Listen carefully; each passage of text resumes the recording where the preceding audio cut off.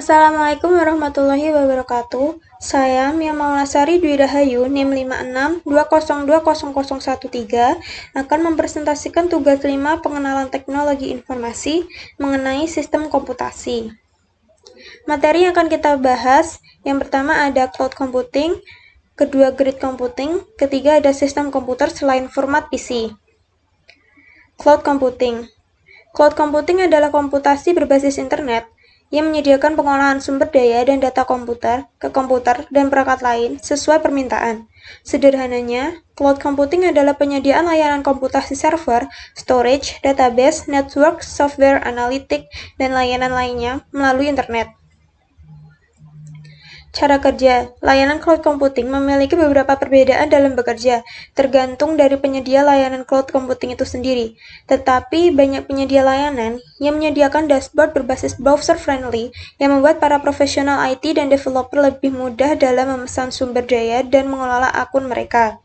Beberapa layanan cloud computing juga dirancang untuk bekerja dengan REST API dan Command Line Interface atau CLI, sehingga memberikan para pengembang banyak pilihan.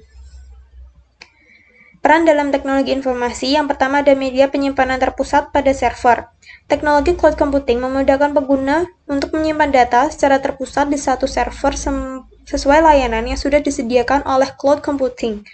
Selain itu, dari segi infrastruktur pengguna, tidak perlu lagi menyediakan seperti data center, media penyimpanan, sudah tersedia secara virtual oleh cloud computing.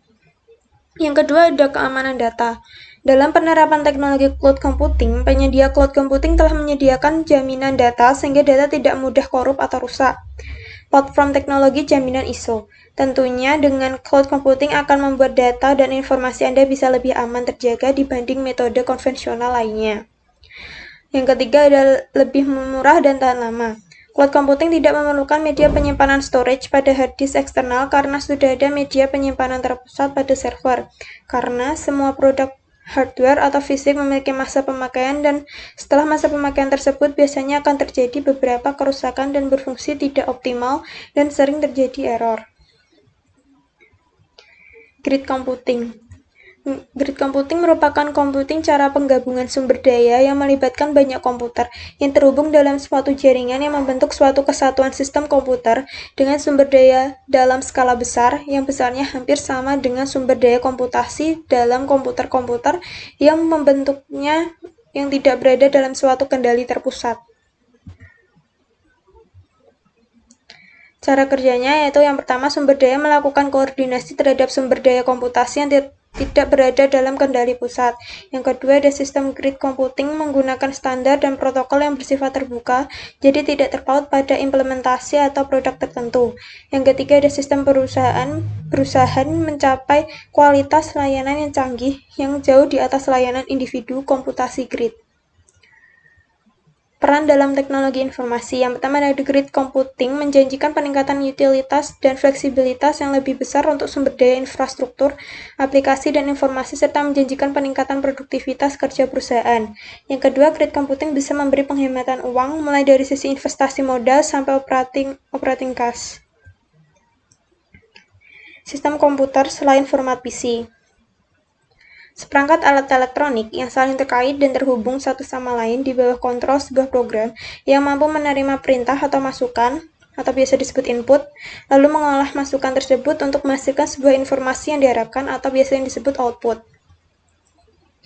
Cara kerjanya, yaitu perangkat eksternal dihubungkan dengan komputer oleh suatu link dengan modul I/O. Link digunakan untuk pertukaran kontrol, status, dan data antara modul I/O dengan perangkat eksternal. Data terbentuk sekumpulan bit untuk dikirimkan ke modul I/O atau diterima dari modul I/O. Kontrol sinyal menentukan fungsi-fungsi yang akan dilakukan perangkat, seperti mengirimkan data ke modul atau membentuk fungsi kontrol tertentu ke perangkat. Cara kerja yang kedua yaitu prinsip kerja yang dilakukan perangkat input adalah merubah perintah yang dapat dipahami oleh manusia kepada bentuk yang dipahami oleh komputer. Ini berarti mengubah perintah dalam bentuk yang dipahami oleh manusia kepada data yang dimengerti oleh komputer, yaitu dengan kode-kode binari.